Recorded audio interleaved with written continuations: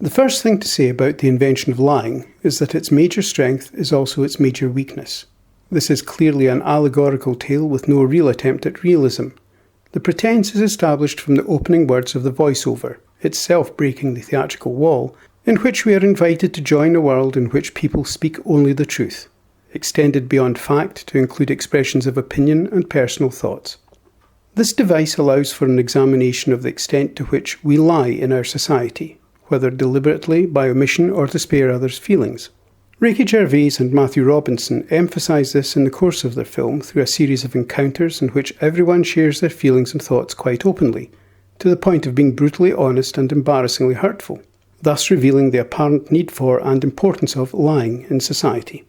Mark discovers the advantage of saying a falsehood more or less by accident, taking advantage of the assumption of truth to gain the money from a bank required to pay his rent. He goes on to use the same ruse to help a homeless person, and then makes a fortune for himself at a casino using the same mechanism. He goes on to help some elderly and ill people by whispering falsehoods in their ears and telling his dying mother she can look forward to an eternity of happiness in the afterlife, thus offering hope and ridding her of fear. Overheard by others, he is quickly revered as a bringer of hope, colour and anticipation, as opposed to the dullness and limitations of truth. This transforms fairly quickly into an attack on religion, or rather the perceived gullibility of those willing to accept Mark's pronouncements as gospel. Announcing a set of edicts from tablets made of Pizza Hut boxes because they give a greater sense of occasion, these edicts are immediately questioned and doubted, falling at the first hurdle of common sense, yet are accepted because of the audience's willingness and desire to believe in their content. Free will is examined as Mark cannot bring himself to take advantage of his power to have his way with the love of his life, Anna.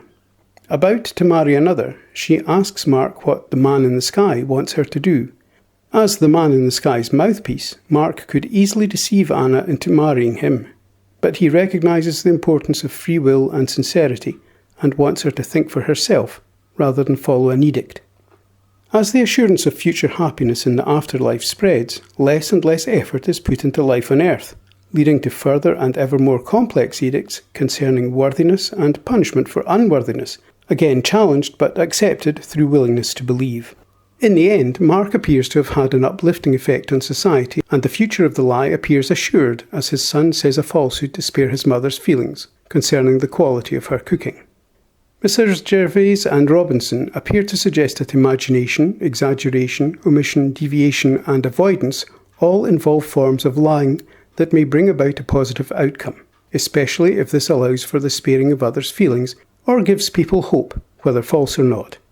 It is interesting, however, to note that we, the audience, are expected to see the theft of money from a bank and a casino as acceptable, perhaps because these institutions are perceived as being less than completely fair and honest in the first place. It is fair to say that the film is a success artistically, as it draws attention to social mores and invites reflection on religion, relationships and the nature of success.